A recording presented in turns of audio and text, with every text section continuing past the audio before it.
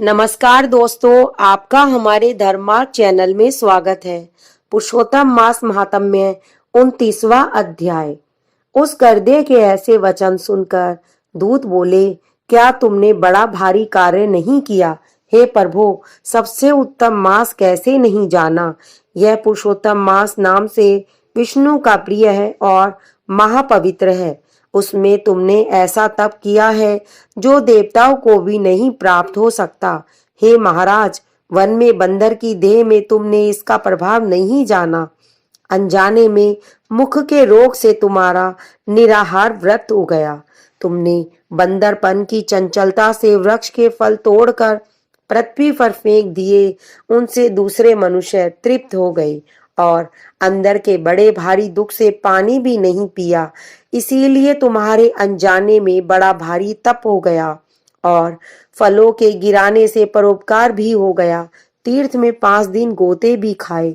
इसी से पुरुषोत्तम मास में तुम्हारा स्नान का फल भी हो गया। इस तरह तुम रोगी का अनजाने तप हो गया, सो यह सब फल सफल हो गया। श्री नारायण बोले, इस तरह कहे हुए अपने भाग्य को सुनकर वह गोलोक को जाकर प्राप्त हो गया।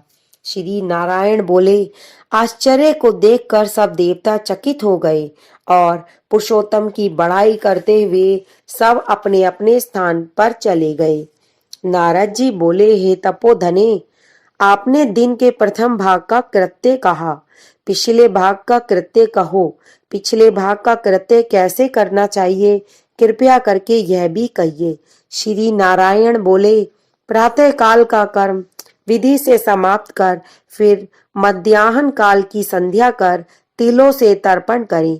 अतिथि के लिए द्वार पर देखें, जो अतिथि भाग्य से गऊ के दोहने के समय आ जाए तो उसकी पूजा करें।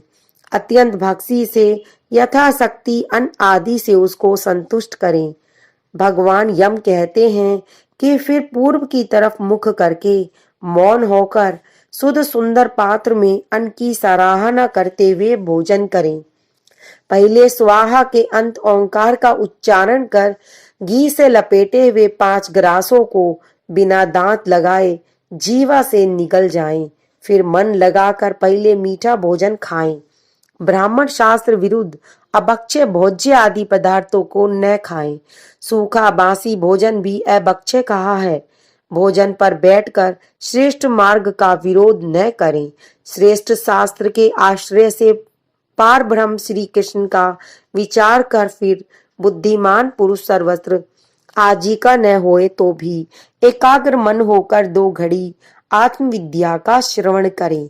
फिर यथेष्ट अपना काम धंधा करें और संपूर्ण सिद्धियों के देने वाले श्री कृष्ण चंद्र का मन में ध्यान करें।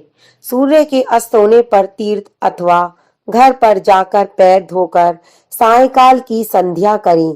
सायंकाल को संध्या करके अग्नि को आहुति देकर अनुचरों सहित अल्प भोजन कर बैठ जाएं।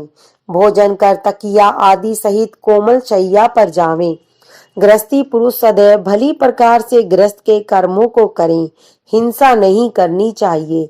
सत्य बोलना, सब प्राणियों की रक्षा और दया करना सब गृहस्थियों के लिए धर्म कहे गए हैं।